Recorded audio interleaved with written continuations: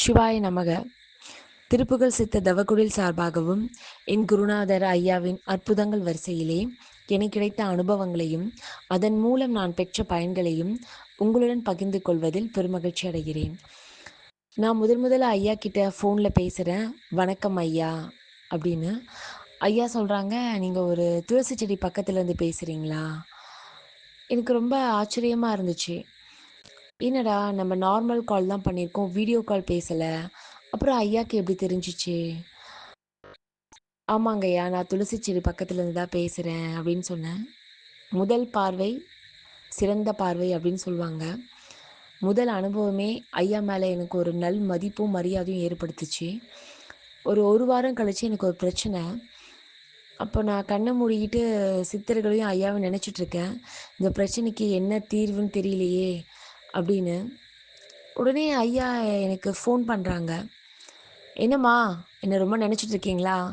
எனக்கு ரொம்ப ஆச்சரியமாக இருந்துச்சு. என்னடா மனசில் நினச்சிருக்கிறது ஐயாவுக்கு எப்படி தெரிஞ்சுது? அப்போ நான் தெரிஞ்சுக்கிட்டேன். கடவுள் நேரில் வரமாட்டார், மனுஷங்க ரூபத்தில் உதவி பண்ணுவார் அப்படின்னு. சித்தர்களின் சார்பாக ஐயா அந்த பிரச்சனைக்குரிய தீர்வு கொடுத்தாரு. இது அவர் மேலே ஒரு நம்பிக்கை அப்படின்னு சொன்னால் அந்த வார்த்தை பொருந்தாது.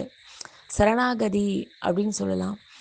ஒரு மனுஷன் கடவுள்கிட்ட சரணாகதி அடையும் போது நல்லது கெட்டது லாபம் நஷ்டம் எல்லாம் நன்மைக்கே அப்படின்னு சரணாகதி அடைஞ்சிருவாங்க.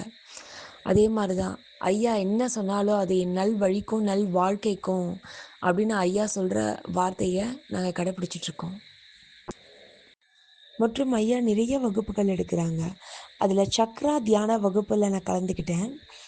தியானம் மற்றும் சக்கரங்களை எப்படி செயல்படுத்துறது அப்படின்றது எனக்கு மிகப்பெரிய ஆசை. கடந்த 10 வருடங்களாக இதற்கான முயற்சிகளை நான் மேற்கொண்டு இருக்கேன். நிறைய வகுப்புகளை அணுகியிருக்கேன். இந்த சக்கரத்தை செயல்படுத்தினா இவ்வளோ காசு அப்படின்னு சொல்லுவாங்க. எல்லாமே ஒரு வியாபார நோக்கமாகவே இருந்துச்சு. அப்போ நான் யோசித்தேன், ஓ, இது ரொம்ப பெரிய விஷயம் போல இருக்கு. ஒரு எட்டாத கனியாகவே இருந்துச்சு. அப்போ ஐயா இந்த வகுப்பை எடுத்து தியான பயிற்சி கொடுக்கும்போது எனக்கு ரொம்ப ஆச்சரியமாக இருந்துச்சு. ஐயா என்னடா எதுவுமே எதிர்பார்க்காம ஒரு பிரதிபலன் இல்லாமல் நமக்கு இந்த பயிற்சி அளிக்கிறாங்க. இது எவ்வளோ பெரிய விஷயம் அப்படின்றது இந்த தேடுதல் இருக்கவங்களுக்கு மட்டும்தான் இது தெரியும். அப்போது ஒரு நாள் வகுப்பில் ஐயா சொன்னாங்க, இந்த சக்கரத்தை செயல்படுத்தும் போது ஒரு சந்தன வாசம் வரும் அப்படின்னு சொன்னாங்க. இதில் நிறைய பேர் பங்கேற்றிருந்தாங்க. சில பேருக்கு மட்டும் அந்த அனுபவம் கிடச்சிது. அதில் எனக்கும் கிடச்சிது. எங்கள் வீட்டில் எல்லோரும் திருநீர் தான் வச்சுப்பாங்க. சந்தனம் யாரும் பூசிக்க மாட்டாங்க. ஆனால் அந்த காற்றில் அப்படியே சந்தன வாசம் வந்துச்சு. அப்போ எனக்கு அதிசயம் அப்படின்னு சொல்ல சந்தோஷமாக இருந்துச்சு. நான் ஒரு கரெக்டான குரு கிட்ட கரெக்டான பயிற்சி எடுத்திருக்கேன் அப்படின்னு நினைக்கும் போது பேரானந்தம் அப்படின்னு சொல்லுவாங்க. அது எனக்கு ரொம்ப கிடைச்சது. 7 சக்கரங்களை எப்படி செயல்படுத்துறது, அதன் பயன்கள் என்ன, அதன் மூலியமா என்னெல்லாம் நோய் தீரும் அப்படின்னு ஐயா எங்களுக்கு பயிற்சி கொடுத்தாங்க.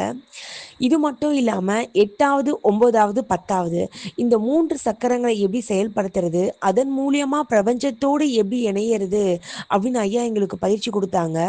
இது வரைக்கும் நான் 7 சக்கரங்களை பற்றி தான் கேள்விப்பட்டிருக்கேன். 8வது 9வது 10வது இந்த சக்கரத்தை பற்றி நான் கேள்விப்பட்டதில்லை.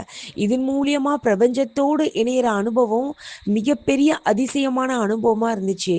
எந்த ஒரு எதிர்பார்ப்பும் இல்லாமல் ஐயா எங்களுக்கு இவ்வளோ பெரிய விஷயத்த சொல்லி கொடுத்துருக்காரு. அதுக்காக இந்த நேரத்தில் ஐயாவுக்கு நான் மிகப்பெரிய நன்றியை தெரிவிச்சுக்கிறேன். இந்த உலகத்தில் இருக்க ஒரு மக்களும் ஏதோ ஒரு எதிர்பார்ப்போட தான் ஒரு செயலை செய்கிறாங்க. ஆனால் ஐயா எந்த ஒரு எதிர்பார்ப்பும் இல்லாமல் பிரதிபலன் இல்லாமல் நம்மளை தேடி வர மக்களோட பிரச்சனைக்குரிய தீர்வையும் நல் வழிகாட்டுதலையும் காமிச்சிட்ருக்காரு. இது உலகத்தில் எல்லா மக்களுக்கும் கிடைக்கணும் அப்படின்னு 18 சித்தர்களையும் ஐயாவையும் வேண்டிக் கொள்கிறேன். நன்றி, வணக்கம், திருச்சிற்றம்பலம்.